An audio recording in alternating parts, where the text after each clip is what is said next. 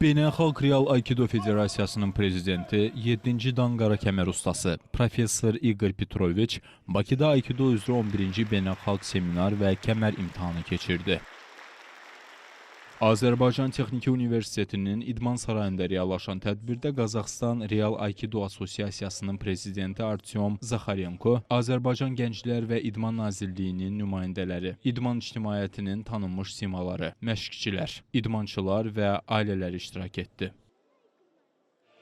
Əvvəlcə dövlət himnimiz səsləndirildi. Şəhidlərin xatirəsi bir dəqiqəlik sükutla yad edildi. Daha sonra 4 yaşdan 70 yaşadək iştirakçılar arasında ağ kəmərdən qara kəmərə qədər dərəcə imtahanları təşkil olundu.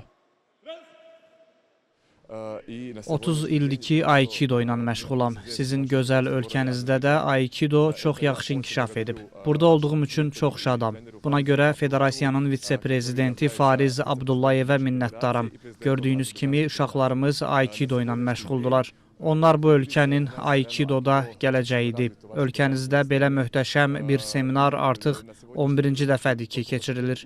Buna görə sizi təbrik edirəm.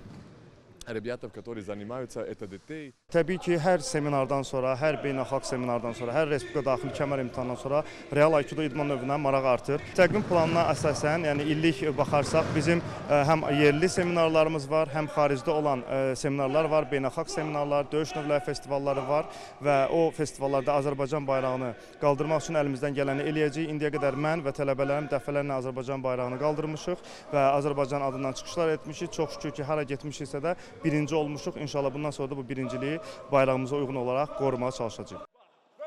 Qeyd edək ki, seminarda 14 klubdan olan 300-dən artıq idmançı iştirak etdi. Tədbirin sonunda Beynəlxalq Federasiya rəhbərlərinin qərarına əsasən Azərbaycan 8-ci dəfə Real Aikido idman növü üzrə bütün kateqoriyalarda birinci yerə layiq görülüb.